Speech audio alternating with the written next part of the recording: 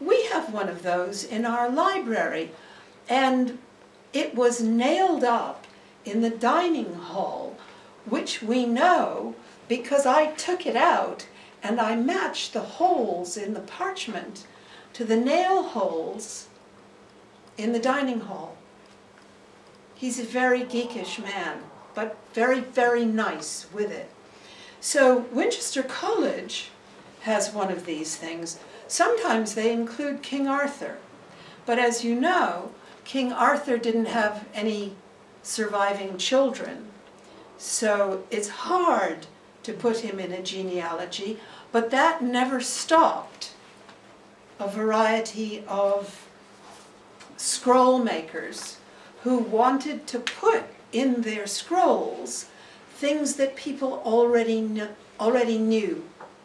So if you already know that there's a story about King Lear and his 3 daughters, it's easy enough to discover that you recognize him on a legitimating scroll. And that is where our King Lear, of whom there's also a chronicle, starts his journey to become Anthony Sher, which is only to say that a great actor in England is about to play King Lear for the first time, because he's now my age, and of course in the Middle Ages that was very, very old. Very, very, very old. If we start, let's start by my reiterating the main point again. Lear and his daughters existed simultaneously in different semiotic systems. Is semiotic a new word for you?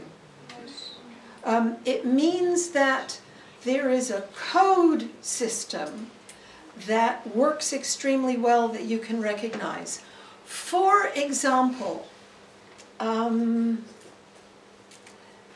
consider somebody who is wearing clothes. In the semiotic system of clothing, in the world that we live in, that person is wearing 1 pair of shoes and only one, right? If you have somebody wearing 2 pairs of shoes at the same time, there's a problem. 1 pair of knickers. If that person is a man, no bra. If it's a woman, there's choice. See how this works? So we know about all of this, we just haven't had this posh word for it. And it's Umberto Eco, who wrote The Name of the Rose, who is the person who made this particularly useful for us to think about. So Lear and his daughters simultaneously in different kinds of semiotic systems. So writing, pictures, what goes on in the margins of manuscripts. We couldn't call them true, but we can call them not untrue because they're legendary. They're not impossible. They're not implausible. They are exemplary, and most importantly, they're part of what gives a nation a past. So you get a lot of useful information from them. 1136, you get Geoffrey of Monmouth, whom I've talked about, and then you start, let's make a great leap forward, you start getting him several hundred years later in these scrolls. There may be another 1 or 2 of those, and I've tried to choose the place where King Lear comes. What's that? That's the Yorkist genealogy from John of Gaunt. And that's another one of these genealogies. Yeah, that's fine. This? Yeah. This one's Richard III. So you see how complicated he's making it, so that you can get some sense of how many sons the king had whose descendants make it possible for Richard III to be king. I think you've got this on paper somewhere. In the middle of the 16th century, when plays started being something that one took for granted, that happened every day or every week in London and traveled around the country, many of them were about the chronicles of England's past. The Scots don't get a lot of look in about this, and the Welsh have the role of being conquered. This means that you've got Ferrex and Porrex on that genealogy that I sent round, and you have Locrine. You start getting these characters' stories in poetry and in collections. These start from Boccaccio, which tell you this was my life when I was alive, and these are the things that I did, and then I died. And you get lots and lots and lots of them. So Geoffrey's version of this is to create something which appears to be a history of the kings of Britain by successive reigns. He has a variety of topoi, that's the plural for topos, which he uses a lot. For example, the king, of course, was a good man, but he had bad advisors. That means there was trouble. The king was on the lookout for a wife, and he married the one whose father created a treaty for him. That's fine, unless the new queen starts to become too powerful. You've seen this in lots of books that you've read. I imagine that it's not just the gentlemen who are in this room, but some of the women too, ladies, play computer games. Many of these, including the Game of Thrones, are throwbacks to what I'm talking about this morning.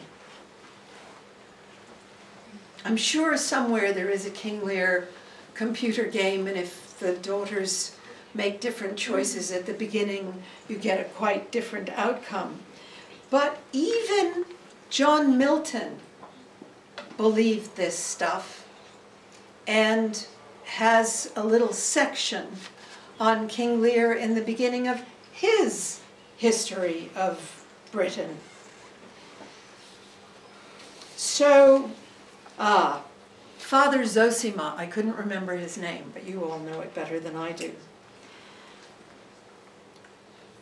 So when we talk about where King Lear comes from, there's no point in looking at the old chronicle play and stopping there. You need to think not about this is an influence on this, but how many different kinds of ways are there to tell these stories. You may believe that King Lear really lived and that he had 3 daughters, but if you want to do that, you do have to remind yourself that the ending in Geoffrey of Monmouth's version of the story is that Cordelia and King Lear win. King Lear takes his throne again, and then they don't all live happily ever after, because when the king dies, Cordelia is unprotected, and she dies too, or is killed, or commits suicide. There are a number of different possibilities. There's a phrase for what I'm talking about. It's called social memory. And we were over on this side of the room when we were thinking about what we think would count as history. So we have history, I mean, we all remember, I imagine here that Peter the Great is not the same as Ivan the Terrible, that Peter the Great did some good things, but let's not get too confused about this unless there's a test next week. And some of them you believe some of the time, some of them you believe all of the time, and some of them you're willing to tolerate as legends that we enjoy and can't do without. The phrase that we use for this is social memory. Everybody in this room shares certain kinds of memories that come from the past of their country. Are we absolutely sure that Andrei Rublev lived? Yes, we are, because he signed some of his icons. But if he hadn't signed some of these icons, then we might have to think about style and how painters work. Do we think that Barack Obama was born in America? Well, people don't, you know, even now that the birth certificate has been shown to them. I think we do. Whoa, now let's not be contrary about this. We think he did. Okay. No. We're fine about that? I don't know. You don't know. I can assure you he was born in America. There's a birth certificate. It's the little card that you get when you're up. Okay. Yeah, okay. And they are ways of dealing with the past. So, for example, if you wanted to say that, if you wanted to get yourself in really big trouble, really, really big trouble, you could, just by mentioning the word Stalin in the wrong place, hit precisely this kind of social memory. And all of you know how difficult that could be in an ordinary social circumstance, because people's memories change all the time. And therefore, when we use a word like history and we think about genealogy, we always have to be extremely alert.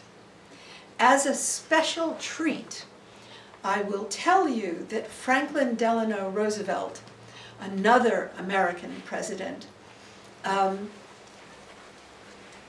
had a problem about where he was born, because the island where his wealthy family spent their summers was legally part of Canada.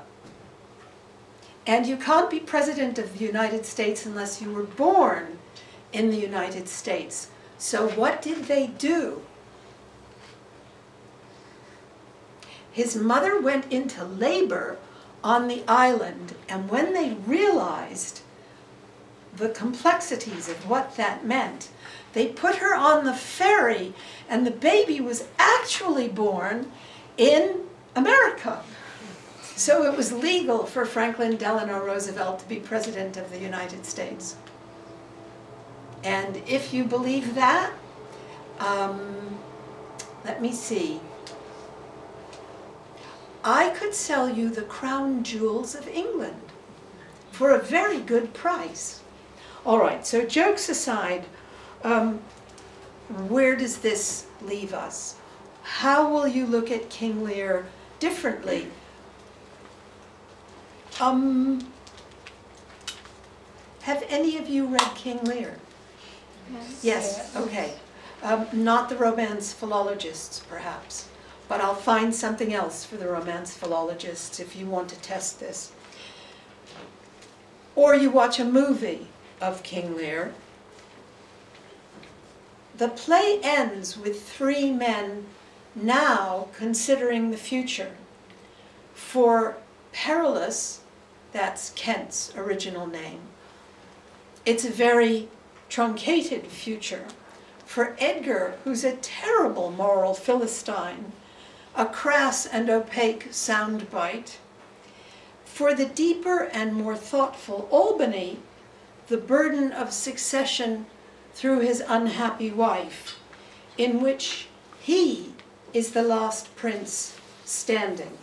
Now that's quite enough from me this morning.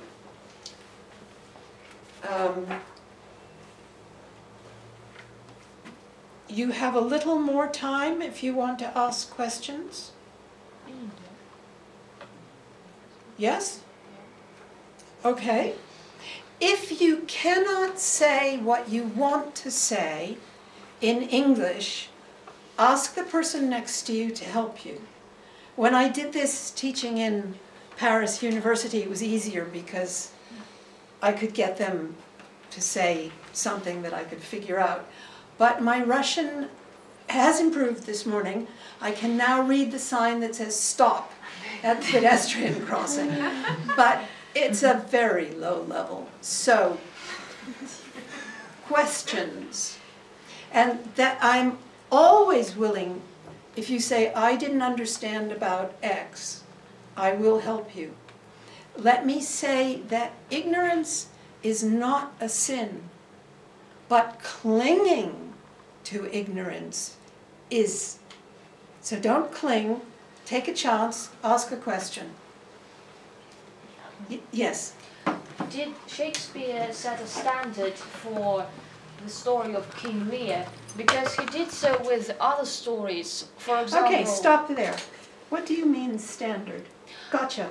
Well, the standard, I want to say that there were, before his play, there were different stories about King Lear, different variants. There's an earlier play. What? There's an earlier play called King Lear. Earlier play? Yes. Also, wait for it, boys and girls. There are two Shakespeare King Lears.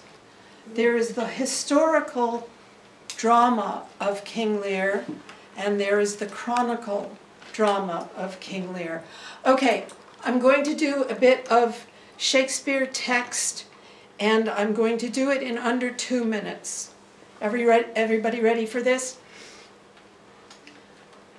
For a very long time, there was the first folio, which is a big fat book, and there were quartos, which are the lady with the book. That's a quarto. There were lots of these kicking around. They were play texts, and people read them to pieces or they threw them away because they had no value. So for some of Shakespeare's plays, you have more than one version available, and the words are different. There are 1,000 differences between the quarto of Othello